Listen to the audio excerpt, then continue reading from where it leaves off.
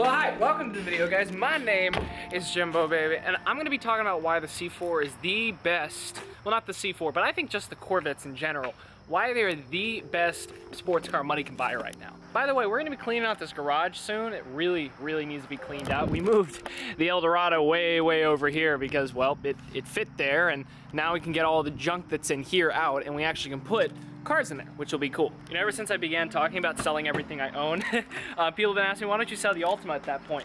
And dude, I don't want to sell the Altima. It's because I freaking love this car, and it's more so than the Corvette. Hold on a second. Why is the back? I have never done this. Do you know how many people I made fun of in high school who would come out after school and they'd see their lights on and then their battery would be dead and I'd have to jump their car and I'd make fun of them? This is embarrassing. Now I think it's in the trunk, I gotta check.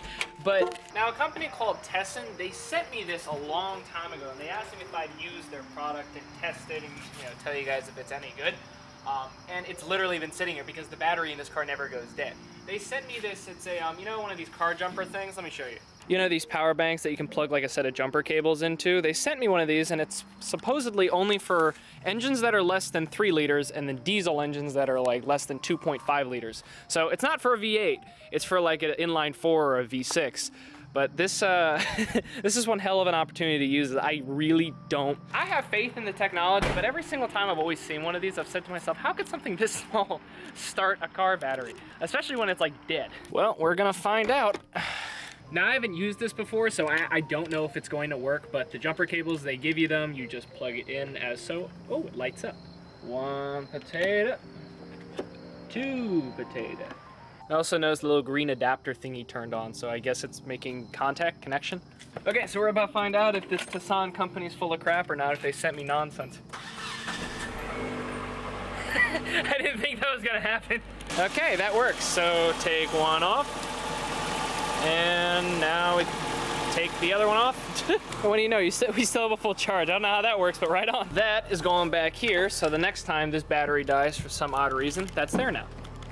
I honestly did not think that starter was gonna work as well as it did. So I'll put the Amazon link in the description below. Go check it out. If you got a daily that's an inline 4 or a V6, it even does like diesel and like motorcycles as well. That's pretty good to have. And from what I've been told, they're running a limited like 20% promotion. I'll put the promotion like right here and it's in the description as well. Go check it out, link in the description. At least go see what it's about. But yeah, let's talk about the rest of the video. Let's talk about the Corvette now. How about that, like the actual topic?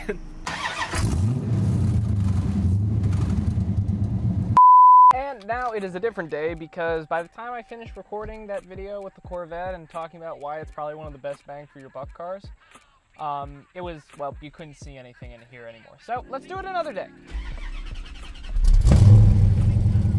You get to hear that twice. So we're good. Okay.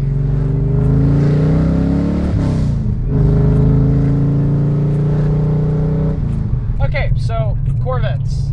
Best bang for your buck. Why do I say that? And why does a lot of the world say that? Well, to put it simply, horsepower is cheap now.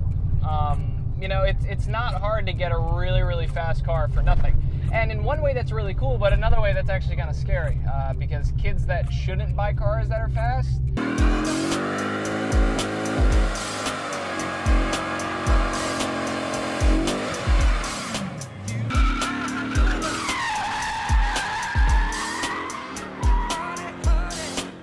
end up buying cars that are, well, faster than, you know, they should be. Just to give perspective, a great way to look at this was, you know, Rob made a video talking about why project cars suck. And it's, you know, the only reason they really exist, if you think about it, besides just having something to do, they exist because they wanted to make cars faster than they already were. The cars weren't fast enough to begin with. Holy shit, it's hot in here. Gotta put the window down a little bit. People would modify Hondas, Eclipses, 240SXs to make them faster because they weren't fast. Like, they might have been fun to drive, but that doesn't mean they were fast, and that's what people wanted. So the cars weren't fast, and people modified them to make them fast. Nowadays, for the price that someone might have paid for one of those cars back in the day, like equivalent, you know, with the inflation and whatnot, I would imagine, you know, the fact that you can get a C5, whether it's in great condition or not, for basically, if you play your cards right, about anywhere between 7 to 9 grand at like the really low end, you know, that's kind of ridiculous. Like, that's 350 horsepower for virtually nothing. Like, that's a summer's worth of work if you work hard enough. or maybe a year's worth of work working like a really shitty day job.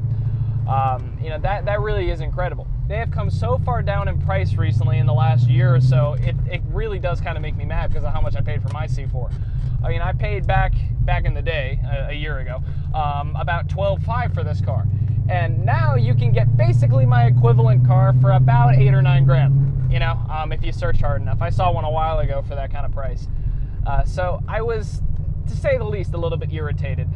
But at the same time, I did pay for exactly what I wanted at that time. So I'm not mad about the purchase. It just blows me away that, you know, you can get so much horsepower for the money. And what's even scarier about that is the fact that I'm making a little U-turn here. What's even scarier is the fact that I'm just talking about Corvettes here. If you're just looking for, say, like the LS motor, so you can find that, the earliest you're going to find that besides the Corvettes, you're going to find that in Camaros or Firebirds, like the F-bodies. So if you wanted to get like a 98 and up F-body, so 98, 99, 2000, 2001, 2002. If you got one of those cars, I've seen those things as low as $6,000, you know, in like, you would actually want to buy it, not just it's a piece of shit. Or if you just wanted the motor, you know, I've seen ones for like $4,000 or $5,000. You can get the car and make it, you know, just a parts car. But dude, that's so much horsepower for nothing. Even this, you know, you really think about, you know, what this is. Say you're going from every day you were driving your mom's sedan or your mom's minivan or whatever the case is. You're going from a car that's not fast at all to a car that actually is meant to go fast. That's a sports car. This is a sports car. It might not be the fastest one in the world. It may not be the best looking one in the world according to the entire internet. But it is a sports car, and it does handle as such. I mean, this car, it handles really well in the corners. You know, it's got the square stance. I really enjoy the way this car drives. And also, I enjoy this.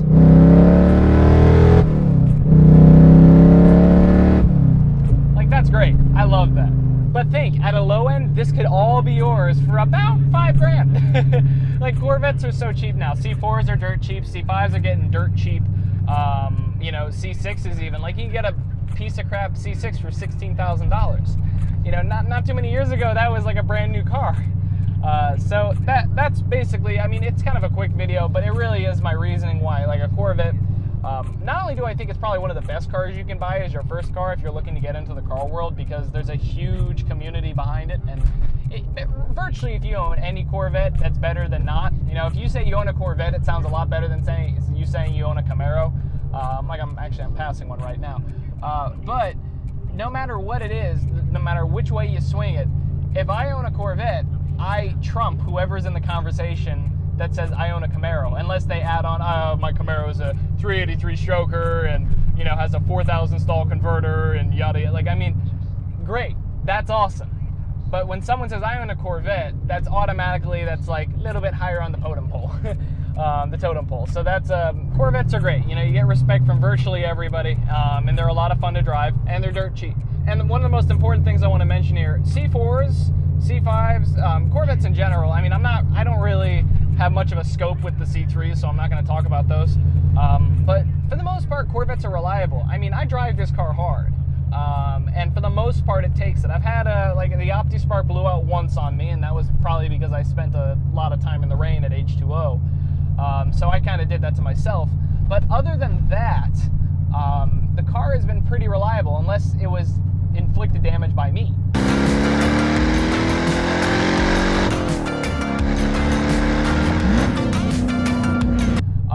You know, this car mechanically has held up very, very well. It's been reliable. You know, it starts when it's cold outside. It hasn't left me stranded. For the money, as an entry-level sports car, this is a fantastic choice. The C5s are a great choice. The C6s are a great choice. And the fact that now I even can say this, the C7s are a great choice. If you've got 40 grand, you can buy yourself virtually a new car. I mean, really. 40 grand isn't even the sticker price of this car when it was new. These cars have taken a huge hit in depreciation. But that's great for us, because if we're looking for a used car, we can get them for dirt cheap and get the same thrill. So moral of this story, you know, if you're looking for a good sports car, or a sports car in general, and you're not looking to spend much money, you're worried about maintenance and whatnot, buy a Corvette, you'll be fine. And get a 6-speed.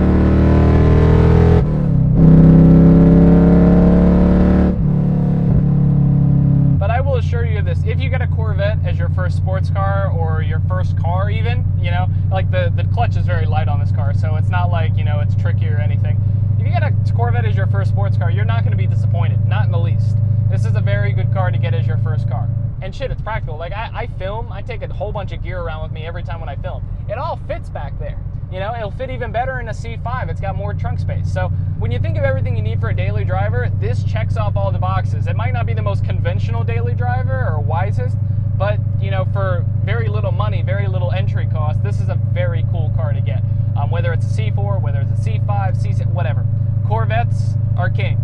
They don't start with the same letter, but you guys can understand what I'm saying here. America's first sports car. But yeah, guys, quick video. I just thought it was an interesting topic to talk about, you know, because I get the question every now and then, hey, should I get this car? Like, I get it on Instagram DMs, and I want to answer everybody, but frankly, I just don't have time to have a conversation with everybody that messages me as much as I want to. I just, unfortunately, don't. There are certain years to avoid in the Corvette history, you know, like I wouldn't buy a mid-80s C4 because of the wiring issues and, you know, the crystal dash display that was known to drain the battery, and, you know, a host of other things wrong with those cars. Just as a lot of people wouldn't buy this car because of the OptiSpark. But, you know, you do your research, but for the most part, getting a C4 Corvette, a C5 Corvette, just getting a Corvette in general as, you know, either a first car or your first sports car, it's literally the best bang for your buck in terms of money, performance, style, and then also, of course, status quo. Saying you drive a Corvette trumps anybody that says, oh, I drive a turbocharged Mini Cooper. It's like, great, awesome. Buy a Corvette, you'll be happy, you will not be disappointed. I can guarantee you that. But yeah, guys, that's it for the video. I hope that answered some of your guys' questions for a bit of my younger audience, or even some of my older audience that is looking to buy a performance car or a sports car as they're, you know, buying their first one, or trying to figure out what car they really want to look into buying. I would imagine a lot of people watching my channel would probably be more into Corvettes. But either way, that's your answer, I guess. So if you enjoyed the video, if you found it informative, whatever the case is, like the video for me, subscribe if you haven't already. If you think the video absolutely sucked and I should actually start making good videos again, let me know in the comments too. But yeah, take care, guys. Thank you for watching, all of y'all. Have a fantastic day.